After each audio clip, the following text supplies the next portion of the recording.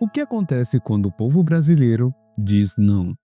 Como eu não tenho compromisso com o erro e nem dívidas com a justiça, reconheço que falhei, peço desculpas e trabalharei para corrigir, assumindo o dever de me somar a outros colegas que também escutaram as vozes das ruas para derrubar a PEC no Senado e questionar possíveis vícios de tramitação, sobretudo na votação do segundo turno da PEC. Tenho a humildade de reconhecer que não escolhemos o melhor caminho e saímos derrotados na votação da PEC e na votação da anistia. Pela forma como foi conduzida a manobra na PEC e a votação da anistia, eu estou entrando com mandato de segurança no Supremo Tribunal Federal para que anule a votação e a manobra que foi feita para a volta do voto secreto. Eu cometi um erro gravíssimo na última terça-feira, durante a votação ali da PEC da blindagem. Fui covarde. Eu cedi a pressão. Por volta de quase 11 horas da noite eu mudei meu voto. Eu não fui forte, sabe? Eu sou uma mulher super forte e eu não tive, naquele momento, força para fazer o correto. E eu quero pedir perdão para vocês.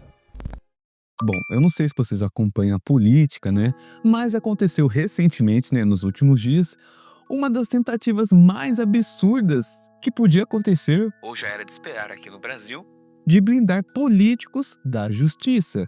E o final dessa história é que foi barrada pelo Senado e também gerou uma grande revolta pelo povo brasileiro. Sim, eu estou falando da famosa PEC da blindagem, que alguns já chamavam da PEC da bandidagem, que foi rejeitada por unanimidade no Senado. Mas, cara, vocês não fazem ideia do que rolou por detrás disso. Teve manifestações em 33 cidades, mais de 84 mil pessoas nas ruas só em São Paulo e Rio, e políticos, né, dando aquelas desculpas farrapadas que a gente sabe muito bem que quando o calo aperta, que quando a população que elegeu eles, né, no cargo que eles estão, começam a se revoltar porque foi uma coisa tão absurda que aconteceu aqui no Brasil que, independentemente do lado político de vocês, eu acho que vocês ficaram pelo menos revoltados com o que aconteceu. Seria como colocar a raposa para cuidar do galinheiro, já que com essa PEC fosse aprovada, deputados e senadores só poderiam ser processados ou até presos e investigados se o próprio Congresso deles mesmo autorizasse isso. Então, se você ficou interessado nesse assunto ou gosta de assuntos voltados à política, fique comigo até o final do vídeo e também vou fazer uma pergunta para vocês deixarem as suas respostas sinceras aqui nos comentários. O porquê será que essa PEC da blindagem foi aprovada pelos deputados e quais seriam as complicações se fosse realmente aprovada pelo Senado? E se você ficou revoltado de alguma forma, o porquê dessa PEC foi aprovada principalmente por deputados que pareciam ter certos princípios e valores, foi aceita. Comente aqui a palavra "eu fiquei". E antes de começar o vídeo, como de costume, vocês já sabem, não se esqueça principalmente do seu like, que é muito importante aqui para o engajamento do vídeo e também mostra para o YouTube que esse vídeo é relevante. E comentar, compartilhar e se inscrever.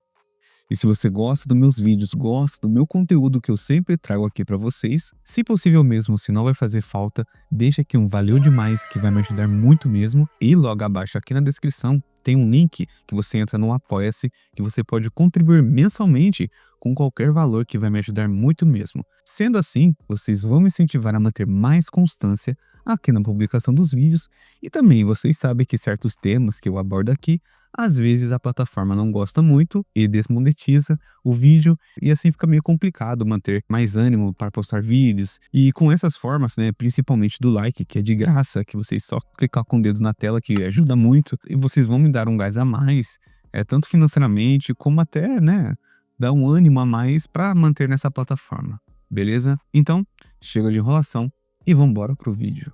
Olha, antes de mais nada, vamos entender o que diabos era essa PEC da blindagem, né? Que popularmente ficou conhecida como a PEC da bandidagem. E porque muita gente ainda não sabe direito o que estava em jogo aqui se fosse realmente aprovada pelo Senado.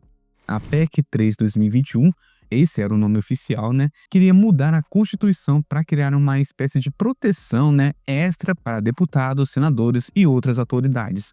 Na prática, significava que se um parlamentar cometesse um crime, e esse crime podia ser qualquer coisa, tanto violento, né, contra a esposa dele, por exemplo, ou crime de sonegação, desvio de dinheiro, corrupção, etc. ele não poderia ser processado criminalmente sem antes que seus colegas da Câmara ou do Senado dessem autorização. E o pior, essa autorização seria um voto secreto, que foi um dos pontos que mais gerou revolta na população, né? Porque isso seria uma camuflagem enorme.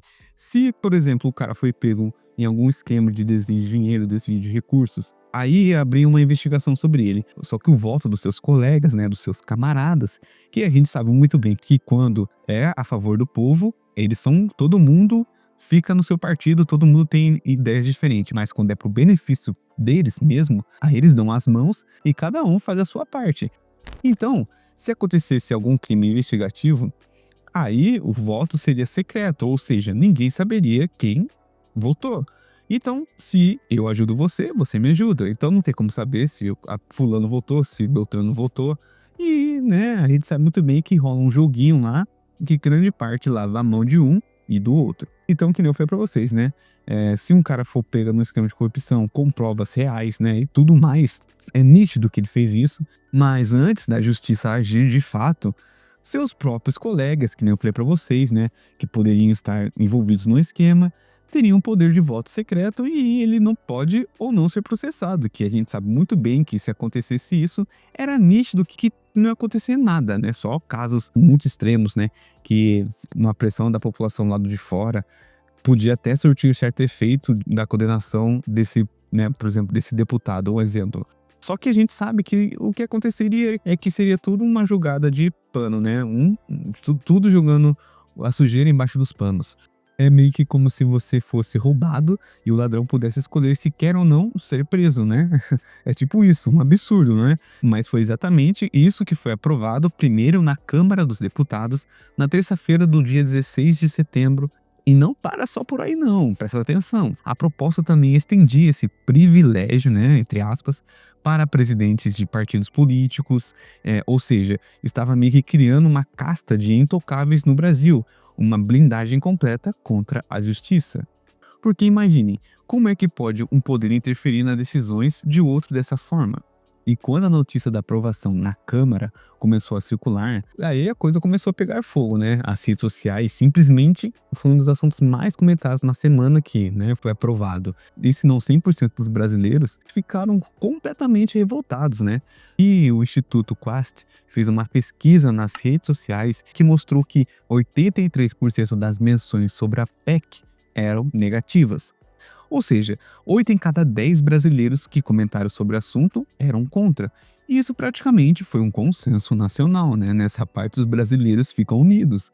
Porque cada coisa que acontece no país, que a gente sabe que precisa ter aprovação no Senado, no Congresso, na Câmara, e não tem, né, pro benefício do povo brasileiro. Que nem eu fiz um vídeo sobre a questão da divisão do país, né? Que o deputado sugeriu que o Brasil fosse dividido em 2 Brasis, e eu discordo completamente dele. O Brasil já tem várias complicações no quesito, muitas vezes, que as pessoas levam para o lado político, mas o brasileiro é um povo unido quando o quesito é o que é melhor para o povo, sabe? E quando os brasileiros, independentemente do lado político, veem isso acontecer, que se você votou em fulano ou beltrano e o cara aprovou isso, cara, isso gera uma revolta imensa, porque a gente sabe que o povo já tá por aqui a respeito da política, da economia, de como tá sendo gerido o Brasil, etc. Sai governo, entra governo, fica a mesma coisa. Aí, cada vez mais, os caras lá do Senado aumentam o salário deles, aumenta benefício, auxílio paletó, auxílio moradia, auxílio gasolina, auxílio isso e aquilo. Aprovam leis que beneficiam apenas eles. E quando a gente vê que se você votou em uma certa pessoa que é para representar você no Senado, na Câmara, etc., e ele não está representando, gera revolta em todo brasileiro. Nessa parte, o brasileiro tem um consenso nacional, né? Que vários vídeos circulando nas redes sociais, né? De protestos. Ó, só pra você ter uma noção, no dia 21 de setembro, teve manifestações em 33 cidades, incluindo todas as 27 capitais, e isso foi histórico. E em São Paulo, segundo dados oficiais, deixando claro, foram mais de 42 mil pessoas, e no Rio de Janeiro, um pouco mais também de 42 mil pessoas. Brasília, Salvador, Belo Horizonte, Manaus, Belém, Teresina, Natal, Porto Alegre, Fortaleza, Florianópolis, em todo canto tinha gente na rua dizendo não para essa absurdidade, cara.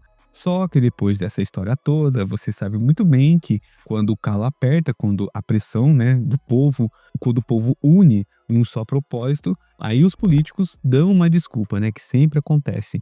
A reação dos políticos, né, quando viram a proporção que isso tomou, tomaram certas atitudes, tirando os deles da reta, né. Cara, sejamos sinceros aqui, né, foi um show de hipocrisia que só pessoas que não querem acreditar aceitam aquilo que eles disseram, né.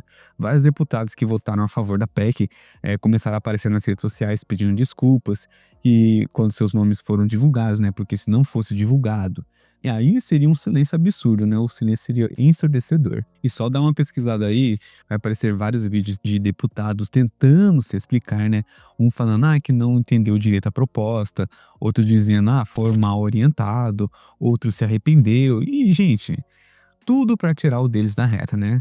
Teve até deputado que deletou posts nas redes sociais defendendo a PEC, teve quem mudou completamente o discurso de uma hora para outra, e a pressão popular realmente estava surtindo efeito, né. E o mais absurdo é que na hora de votar, cara, eles sabiam exatamente o que estava fazendo. Tanto é que vários deputados que foram contra mostraram nitidamente o que estava acontecendo, o que ia acontecer, sabe? Explicaram uma forma básica, né, que se fosse aprovado seria algo completamente errado, completamente inconstitucional. Vários deputados que foram contra, uma parcela pouca, mas que foram contra, mostraram um lado que mesmo uma pessoa simples, né, que é assim que eu posso dizer, conseguiria entender que isso consequentemente teria uma repercussão enorme, né, que só beneficiaria aquela pessoa que deve, que tem culpa no cartório, né, aquele ditado. Se você não tem nada a temer, por que você vai aprovar uma coisa que vai meio que encobertar desvios, corrupção, isso e aquilo, entende?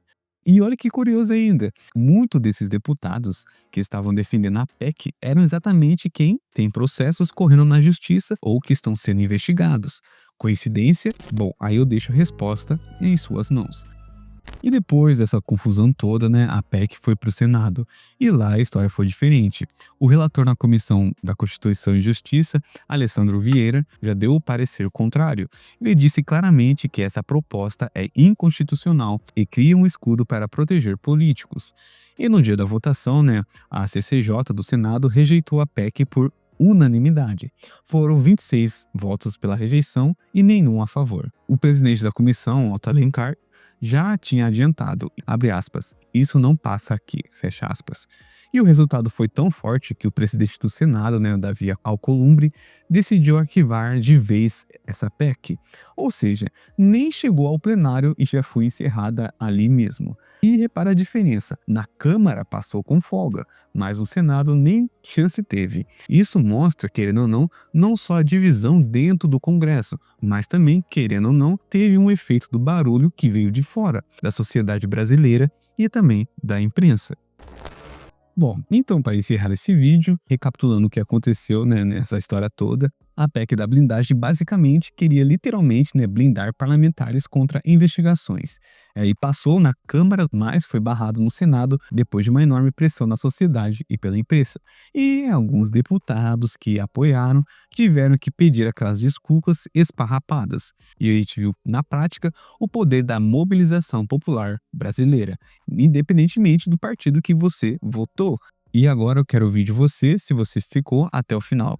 Se essa PEC tivesse passado, o que você acha que aconteceria com a política no Brasil? E mais, como a gente pode evitar que essas propostas desse tipo voltem em outro formato no futuro? Deixa aqui nos comentários o que você pensa sobre isso. E se você tem outro tema de vídeo que queira que eu dê minha opinião, independentemente do tópico, eu vou estudar o assunto, é claro, e dar meu parecer. E também, antes de sair do vídeo, não se esqueça do seu like, de comentar, compartilhar e se inscrever. No mais, sucesso para todo mundo e até a próxima.